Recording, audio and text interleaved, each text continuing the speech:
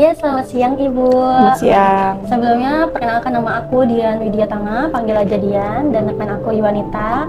Kami Ya, Kak. izin untuk mewawancarai Ibu sebagai pelaku usaha UMKM untuk memenuhi tugas mata kuliah kami. Ya. Sebelumnya, Ibu boleh memperkenalkan diri dulu dan Ibu di sini berperan sebagai apa? Oh iya, baik, terima kasih banyak Kak untuk waktunya. Assalamualaikum warahmatullahi wabarakatuh. Perkenalkan, nama saya Suci Haryati, biasa dipanggil Mbak Uci, atau karena sudah punya anak biasa dipanggil Uma. Saya owner dari UMKM di bidang bakery, cake, yaitu Dapur Disi. Kalau untuk usaha ini pertama kali dibangun di tahun berapa Ibu? Dan alasannya apa sih mau bangun usaha di sini? Awal kali dibangun itu di tahun 2019. Di tahun 2019 itu pertama kali buka usaha ini dikarenakan saat itu momen Ramadan, dan kemudian karena saya dulunya pekerja karyawan swasta di salah satu perusahaan, kemudian jadi ibu rumah tangga, seperti rasanya kehilangan kesibukan seperti itu Kak. Jadi memutuskan untuk apa yang bisa dilakukan di rumah dengan kesibukan di rumah, tapi bisa dengan anak-anak di rumah. Akhirnya memutuskan untuk membuka usaha di rumah. Saat itu bingung mau buka usaha apa, tapi di momen Lebaran itu melihat ada peluang untuk buka usaha kue gitu Kak. Jadi awal mulanya itu di Ramadan itu gitu, tahun 2019. 2019, udah lumayan lama ya? Ya, lumayan lama. Kalau boleh tahu itu lokasinya ada berbagai cabang atau di mana gitu? Oh enggak Kak, dari pertama sampai sekarang lokasinya tetap di sini di perumahan Cicadas Mas Permai. Itu pertama kali produknya adalah kue-kue kering untuk lebaran, cookies seperti itu Pak. Berarti dari awal pun fokusnya hanya ke kue-kue kering aja ya, Ber? Ya, awalnya kue kering, tapi semakin kesini berkembang, kita punya banyak varian kue, tidak hanya cookies, tapi merambah ke snack box, kemudian cake, bolu jadul, kemudian ada kue tradisional beberapa, pastry, begitu Kak. Berarti lumayan banyak juga lini produknya ya Bu ya? Iya, ya, alhamdulillah. Terus aku mau tahu, waktu awal-awal buka nih pasti ada banget tantangannya, apalagi di bidang promosi ya. Iya, Terus strateginya gimana? Awal-awal buka itu mungkin ya PR-nya adalah pemasaran ya Kak. Saat itu sih dimulai dulu dari orang terdekat dulu sih Kak, pemasaran itu dari orang terdekat dulu, kemudian dari mulut ke mulut gitu. Kemudian alhamdulillah dari keluarga menyebar ke teman-teman, lama-lama jadi ke banyak orang yang nggak kita kenal gitu. Awalnya dari orang terdekat, orang kenal, keluarga, teman, seperti itu Pak. Terus sama online-nya juga jalan nggak Bu? Ya, alhamdulillah karena kita melihat ternyata produk kita ini disebutnya laku gitu ya.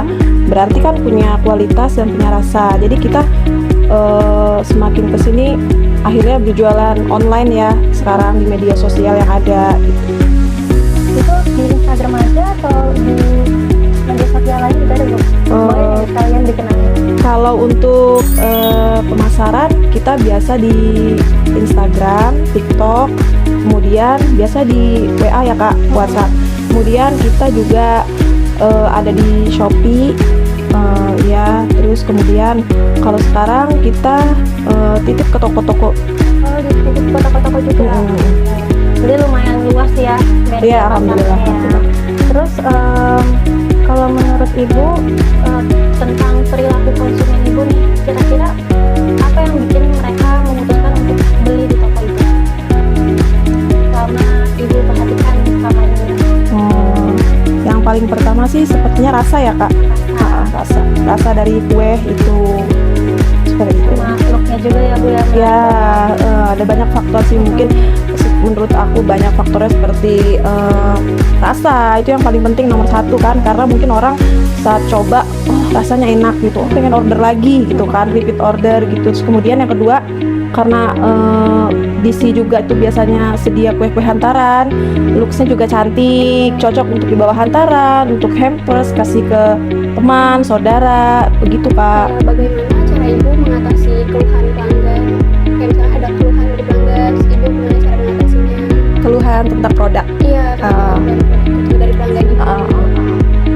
Selama ini sih alhamdulillah sih belum ada ya Kak keluhan. Mungkin kalau keluhan tentang produk itu pernah ada tentang apa ya, selama ini sih belum ada sih Kak keluhan produk, alhamdulillah.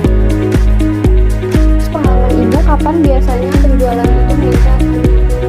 Kalau untuk bakery penjualan meningkat itu biasanya di momen-momen tertentu, banyaknya itu momen Idul Fitri, momen Idul Adha, terus kemudian di hari-hari tertentu yang biasa orang itu kasih hampers, contohnya di hari guru, beberapa orang memberikan hampers ya untuk guru-gurunya di acara hari guru. Kemudian biasanya juga kalau yang menurun itu biasanya di bulan-bulan setelah Ramadan, setelah Idul Fitri, itu biasanya penjualan menurun, mungkin karena orang banyak pengeluaran ya, jadi penjualan menurun, nggak sebanyak dari hari-hari biasa atau hari-hari lebaran. Iya, gitu ya. iya Kak. Terus pelajaran yang paling berkesan dari ibu dalam menjalankan usaha ini itu apa? Pelajaran yang paling berkesan menurut saya adalah bagaimana cara kita tetap konsisten sih Kak. Ya konsisten, terus kemudian harus tetap cari referensi, banyak-banyak lihat media sosial, kira-kira kue apa nih sekarang yang lagi naik. Terus kemudian kita juga harus berkembang, improve untuk memberikan menu baru atau kue-kue yang memang sudah ada tapi mungkin kita inovasi lain ya, seperti itu Kak, mungkin ya pelajaran yang paling penting. Jadi banyak belajar lagi dan cari referensi lagi. Berbanyak lagi bentuk-bentukan kue. Iya. Harapan ibu dalam perkembangan usaha ini dapur DC Iya. Perkembangannya, harapan ibu. Harapan ke depannya ya, untuk di tahap sekarang harapan saya untuk dapur DC, saya berharap bisa lebih berkembang lagi, bisa bertahan konsisten dengan keadaan sekarang, kemudian bisa berkembang dalam segi penjualan, dalam segi kue-kue yang lain, bisa menyediakan kue-kue yang lain dan bisa banyak dikenal oleh orang lain gitu. Kalau boleh berbagi saran ya Bu ya, saran dari ibu untuk orang yang ingin memulai usaha seperti ibu ini. Oh ya, saran dari aku kalau kita mau mulai usaha itu pertama kali adalah mulai aja dulu kali ya. Karena soalnya saya itu gak belum punya rencana untuk bikin sebuah bakery yang besar seperti sekarang. Cuma saat itu saya cuma pengen punya usaha yang bisa saya kerjakan di rumah, tapi saya gak punya banyak modal gitu. Jadi saya cukup mulai aja. Gimana caranya? Ada orang pengen buka usaha, aduh gimana ya kalau buka usaha tapi nggak punya modalnya besar gitu. Sebenarnya kita bisa mulai dari hal terkecil aja, kayak misalkan bakery seperti ini.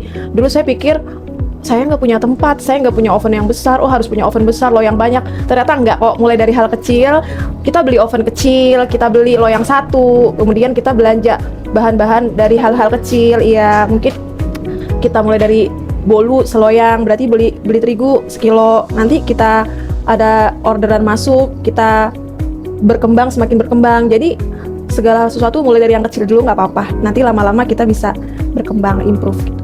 Oke, terima kasih ya Ibu. Terima kasih banyak Ibu atas jawaban-jawaban Sama-sama. yang sangat berkesan.